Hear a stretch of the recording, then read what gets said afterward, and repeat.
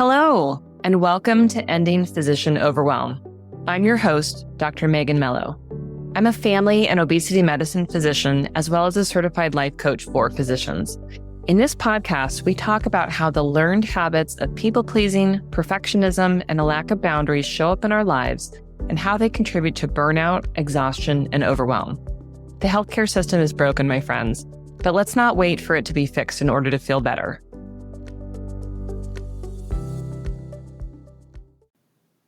Well, hello, and welcome to another episode of Ending Physician Overwhelm. I'm so glad that you're here. Before we get started with our topic for today, I just wanted to pause and read a review of the podcast that I found on Apple Podcasts. This is from Carolyn Brown 1, and she says, "Free coaching, 5 stars. Love this podcast. It's like free coaching. Dr. Mello's experience shines through where her insight, kindness, and real solutions." That one just tickled me. And I just wanted to recognize that so many of the physicians that I end up working with have been longtime listeners of the podcast. Long time. It's all relative, right? The podcast has been going for about 2.5 years now, right? So there's lots of binging that one can do to catch up. But just to share that when you actually take the time to implement some of the strategies that you hear me talk about on the podcast, it's a way to make your life feel better, which is, of course, the whole point of why I bring this to you. But I'll also share that there are many people who end up coming to me for coaching, sign up for one-on-one or for one of my groups because they find that they love these good ideas, and where we struggle is often with the implementation. So when we are working directly with one another, that is where we can start to have, kind of the accountability partnership, where we can break down barriers and obstacles that you're facing in your life. And sometimes really drill in, like, what are the underlying thoughts and beliefs that are keeping you stuck, even though you know you would like to make some changes.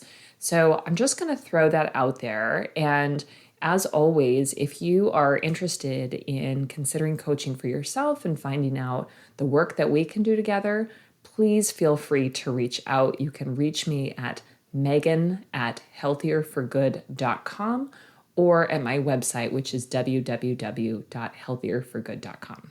Okay, enough of that. We are going to be talking today about exercise.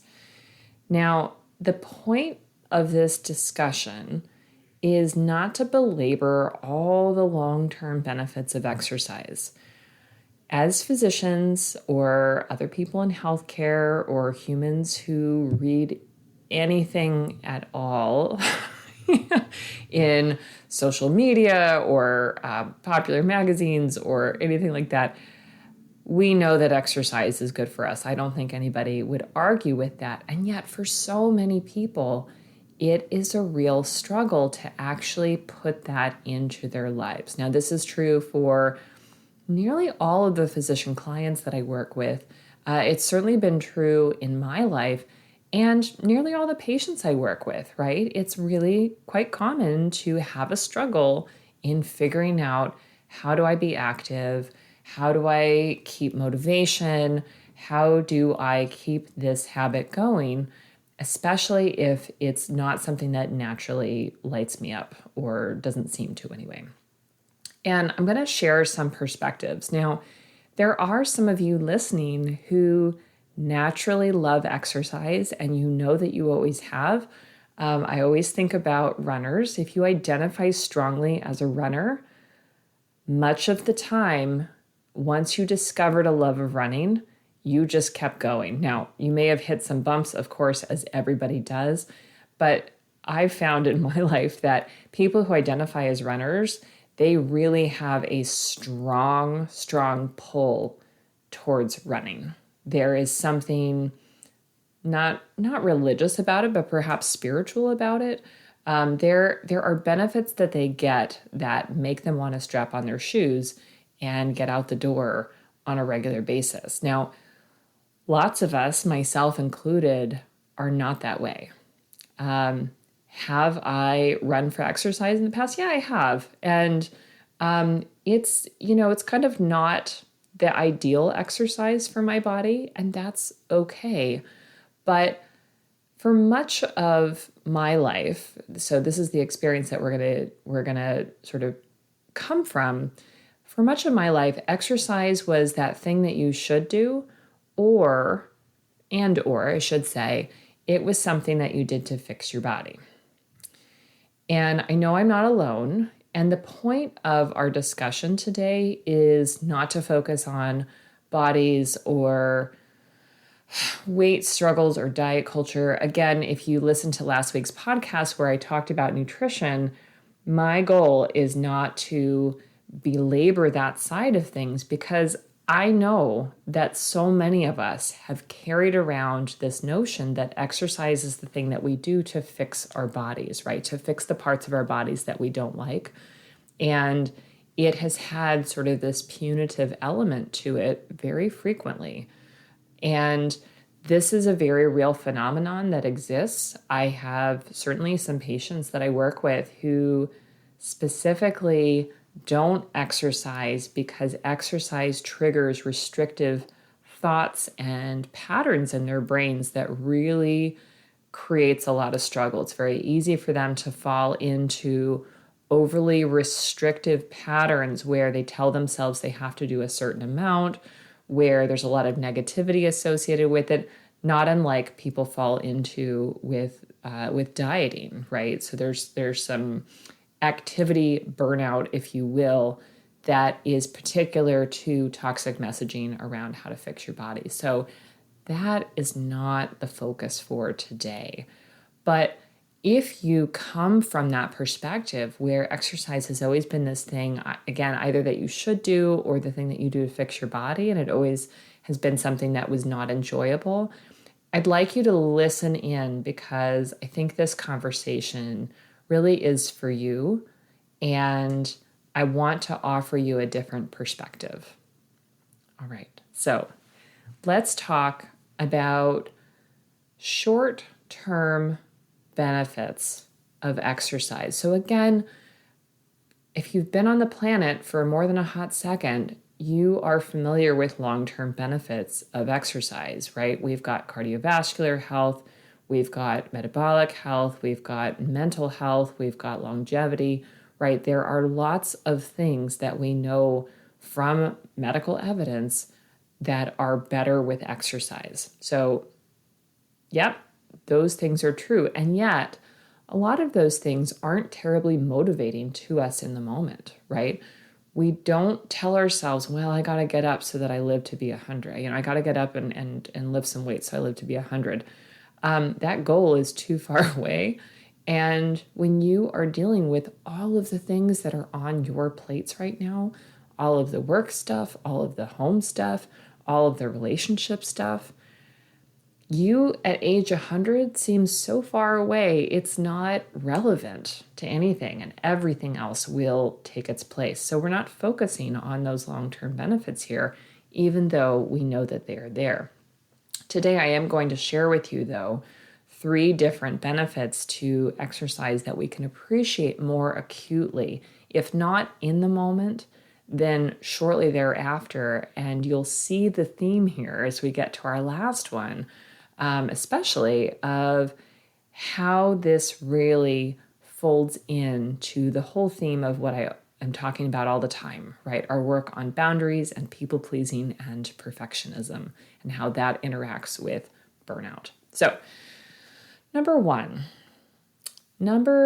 benefit that I want you to be aware of when it comes to exercise and physical activity and moving your body, right, is that you are going to feel good after, and usually pretty soon after. Now, we may get sore and we may be tired, and I'm not talking about us pushing through exercise, in a punitive, aggressive, way that we're going to get injured. And if you haven't been moving your body for a while, don't do the thing where you go and you decide you're going to run for an hour and then you hurt yourself. Let's not do that. Okay, we've all seen how that plays out. When you move your body, right? When you go out for a walk, when you play in the pool with your kids, when you try a new hobby. I've had aerial yoga on my list. Paddleboarding looks fun, right? When we find ways to move our body, we will feel good. And usually that's pretty good in a short period of time. Now, we can walk out and talk about the science of the endorphins and, if there's anything that's kind of a competitive component to what you're doing, right? We might have dopamine flowing and all of those neurochemicals. But let me just ask you how you feel after you complete a workout. And again, let's set aside, jumping in too hard, too fast. I'm just talking about a regular physical activity that you do. How do you feel afterwards? Do you feel accomplished? Do you feel satisfied in some way? Do you feel proud of yourself? Do you feel strong? Do you feel like you're able to sleep better, right? There are lots of short-term benefits. And I want you to reflect on, sometime recently where you were active, did you regret it? When we are in the space of debating with ourselves about whether we're going to actually do the workout, right? Maybe it's on our calendar. Maybe we know we quote unquote should do the workout. Maybe there's an exercise class or something that we're supposed to go to, and we're in that place of like, I don't really feel like it. I'm not sure if I should or can. I'm kind of tired. I had a tough day. Has there been a time where you chose to do the exercise and you regretted it? I don't come at that from a negative place, and I don't believe that we ought to push ourselves if we are really, truly not feeling well, right? If you're very, very exhausted and sleep deprived, as you probably sometimes are, if you're sick and you're feeling pretty run down and you think that, pushing yourself hard is going to be the answer, that's not what I'm talking about here. I'm talking about when you're just feeling kind of sluggish, kind of tired, kind of cranky, and you're not sure if you're going to complete the workout, but you do. How do you feel afterwards? Do you regret spending your time doing that? In my experience, that's pretty rare. And I think that's true for many of us. Reach out to me if that's not been your case, right? But for most of us, when we actually spend the time to do the exercise, we will feel good afterwards. And I want us to really hear and reflect on that, because sometimes we will let all of the thoughts and all of the, I don't want to, get in the way. And more often we will regret not actually taking the time to exercise than taking the time to move our bodies in some way. And if that is going to help you get out and do some movement, even if it's quote unquote just going for a walk, do it. Do it to feel good. Do it to fix your mood when you're feeling pissy or sad, right? Do it to spin on some thoughts if you need to. But move your body because you're going to feel good. All right, number 2. When we take the time to exercise, move our bodies, plan for physical activity, that is going to beget other self-care behaviors that is also going to create a train of helping you to feel better, right? When we exercise, we are more inclined to make healthier eating. Is that 100%? No, but there is a trend there. When we take the time to exercise, We may also take the time to relax in a warm bath or take a really good shower, to be more present in our life. When we are making the choice to take care of our bodies, we are more likely to make other choices that lead us to take care of our bodies, right? If I see that my exercise, and again, I've talked about this, I don't know how many times now, when I get up and I go for my walk in the morning, even if I don't do any other activity, if I don't do, a strength workout or anything, when I wake up and spend the time by myself, walking, listening to podcasts, I have a lot of thoughts, I jot myself a lot of notes about things that I'm thinking about or interested in.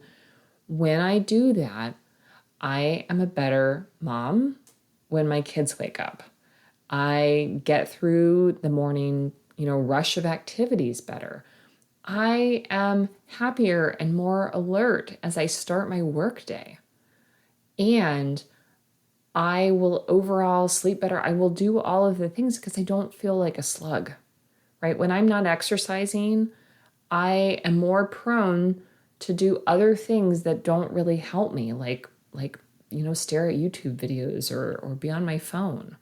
But when I'm taking the time to exercise, that energizes me, it pushes me. Like I said, it helps me to be more patient. There's lots and lots of benefits, and they're really all tied. And it's not just, the endorphin experience of moving my body. It's that I hold that time for myself as really sacred. And I see the importance, I connect and I connect certain experiences with the time I take to take care of my body. And I consider it, part of my mind, part of my spiritual practice even. It all feeds into habits that support my well-being. And I think you'll find that as well. As you take the time to go to that exercise class, go for a walk, go for a run, do a strength workout, it makes you want to do other things that are good for you, good for your body. Try it out. Again, this might be a mental flip from thinking of exercise as something that, again, we should do or we need to do to fix ourselves. I want us to let go of thoughts connected to that. And yep, they're going to pop up if this has been your experience as well. But instead of focusing on, I don't like the way this looks or feels. Instead of doing that, we're going to say, I feel so good when I'm taking care of my body in this way. I feel so good. I feel like I'm getting stronger. I feel like I'm more calm. I feel like I have better energy. Focus on those parts of it. And that is going to pull you, like I said, into other self-care behaviors that have you seeing yourself as important and worthy of taking care, right? You are worth taking care of. You always have been, but we have been taught to neglect ourselves in that way, including the needs of our bodies. And our bodies are designed to move. So let's do what's good for us. All right. A tag on to that is that exercise is great boundaries practice. When we are moving our bodies, we are focusing time in our day and energy in our day on ourselves. Now, we may be going to a class, we may be going for a walk with someone else, we might be in community with other people, but we are practicing doing something that does not really directly benefit other humans, right? Even if you are going out for a walk with another human, you aren't walking, I'm guessing, primarily for their benefit. You're probably walking because this is a good idea for you too. So you're putting your inbox down, right? You are not serving your kids a snack. You are not filling out endless papers, right? You are separating yourself from other people's needs when you are taking the time to take care of your body. And that's really important. And for people who struggle with people pleasing, this is a great place to start, because my guess is that if you tell someone that you can't help them right now because you're going to go out for a walk, or you're going to do some exercise, or you can't make it to their party or something because of that, people are not going to be upset with you generally for choosing to exercise, right? We don't see that as a flippant, selfish thing. Now, they might wonder why you're doing it at the time of their party. That was a weird example I gave, but people recognize the need to exercise. And I can't think of a single instance where somebody has been accused of being selfish for wanting to be active.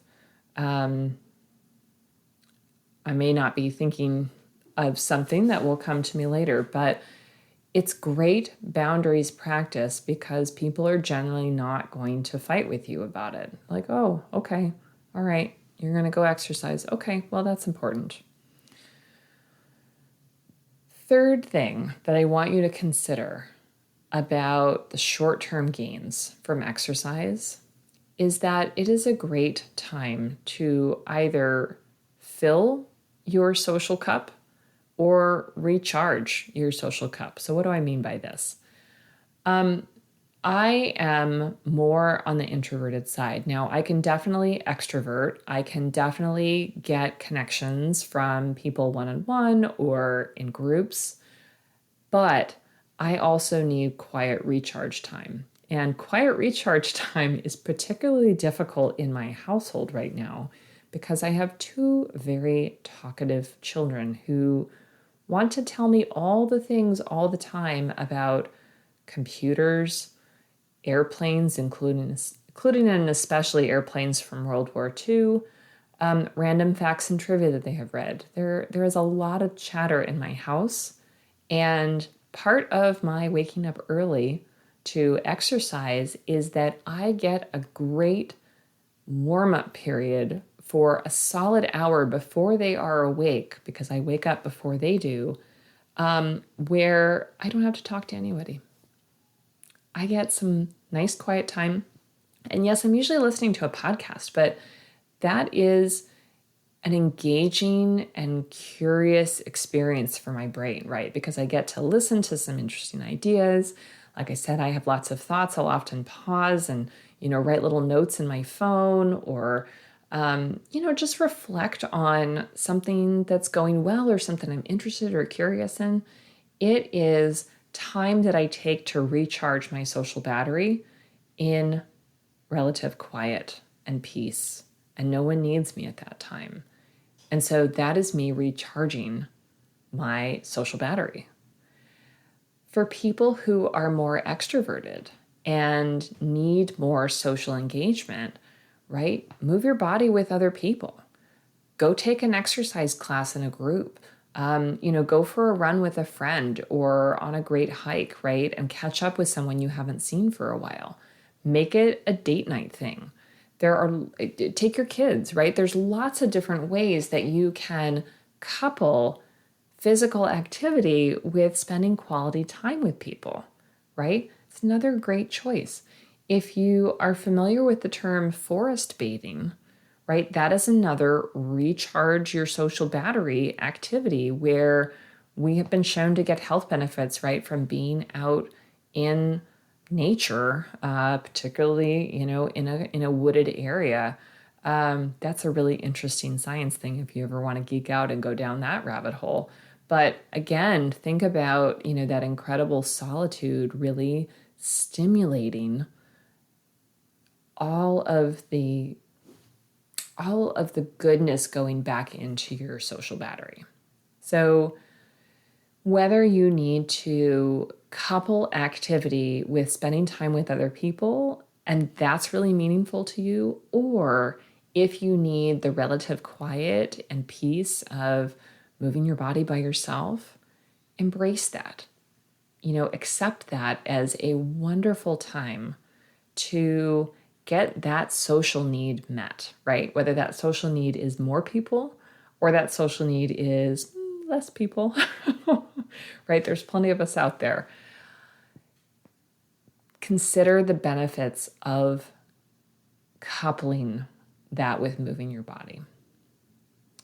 All right, so we've hit on 3 short-term benefits to exercise or physical activity that are likely to be more motivating and help you build and maintain an activity habit if you would like to do so, that are much more positive, much more uplifting, and much more tangible than, kind of traditional ways that we think about exercise. And again, we also don't need to be thinking about our 100-year-old self and all the long-term benefits. We get those benefits anyway by engaging with these short-term wins. So again, those things are, you're going to feel good even if you're tired and sore, right? It feels good to move our bodies, and we very rarely regret, again, unless we go too hard, right? Don't do that.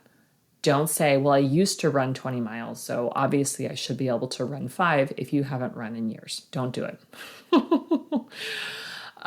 Number 2, when we take the time to exercise and take care of our bodies, that helps to beget other self-care practices for ourselves. And special tagline there that it is a great way for people who struggle with boundaries to start setting boundaries. Boundaries around your time, boundaries around your energy, boundaries with other people of like, nope, I can't do that because, that's the time that I go out for my run. That's the time that I have my exercise class. I have to leave work at a certain time today because I've got to go catch that class, or I'm going for a walk with my husband, right? Great way to practice boundaries without too much pushback. And number 3, a great way to fill your social battery if you're catching up with someone that you would like to spend time with, or to recharge your social battery so that you're ready to face whatever social obligations and interactions you are going to have in your day. My friends, I hope that has been a helpful reframing. As I have shared in the other episodes that have come out this month, where we are talking about themes from basically the 4 pillars of obesity medicine, which are 4 of the 6, I think, of lifestyle medicine, right? There's a lot of overlap, but basically some time spent thinking about nutrition, physical activity, sleep, and next week we're going to talk about stress. All right, I hope you'll tune in. As always, thank you so much for your attention. And until next time, take care.